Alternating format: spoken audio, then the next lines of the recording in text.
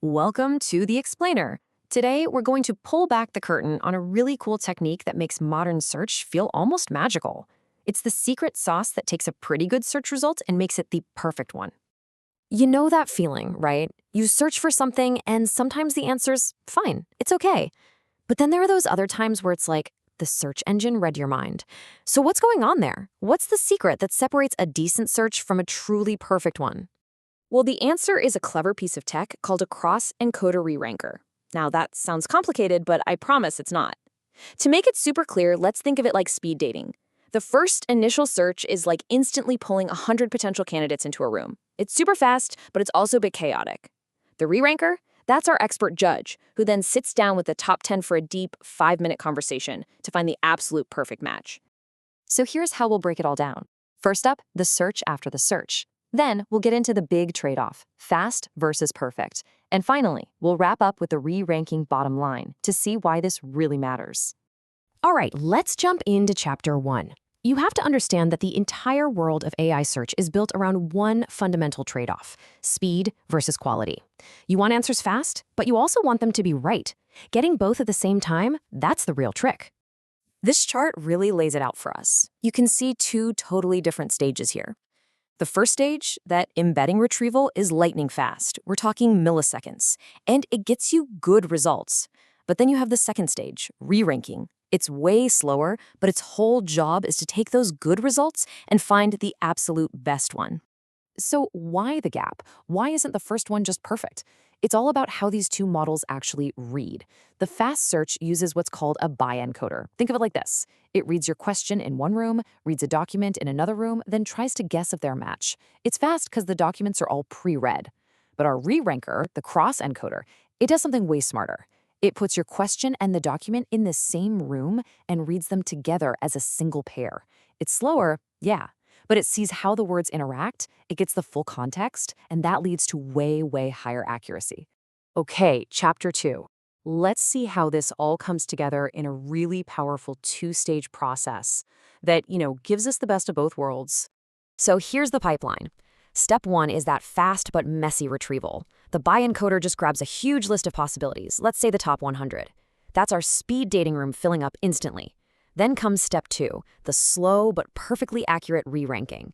Our cross-encoder takes a smaller group from that initial list, maybe the top 50, and really inspects each one to find the true winner. It's like a funnel. You start wide and fast, then you get narrow and precise. And here's a perfect example of where that magic happens.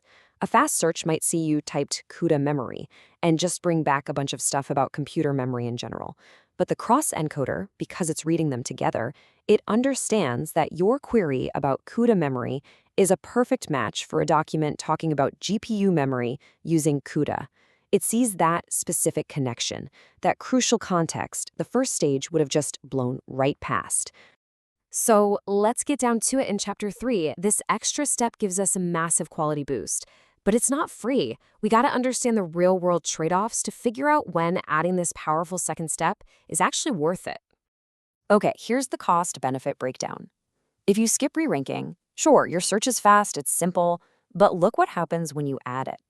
Yeah, your wait time, the latency, it might double or even triple, and you've added complexity and cost. But look at that quality number. That is a huge jump. In the world of search, an improvement like that is absolutely massive. So you're making a trade. You're paying a little more in time to give your users a much better answer. This gives us a really handy guide for when to use it. You should pretty much always re-rank when quality is everything.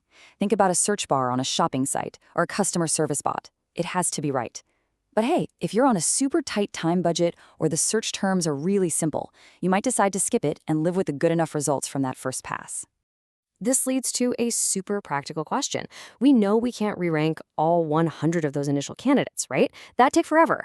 So what's the magic number to send to that second, deeper inspection? Is it 10, 20, 50? What's the sweet spot? Well, the goal is to find what's called the elbow point. That's the point where you stop getting a big bang for your buck. And the math is actually pretty straightforward. If you've got a time budget of 200 milliseconds for just the re-ranking part, and your model takes 4 milliseconds to look at each document, well, you can re-rank 50 candidates. Simple as that.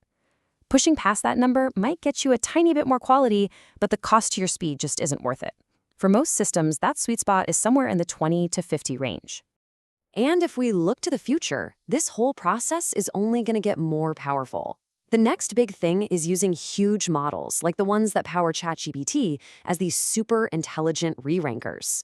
They're way slower, for sure, but in really high-stakes fields like legal or medical research, where the perfect answer is the only answer, that deep conversation part of our analogy is about to get a whole lot deeper.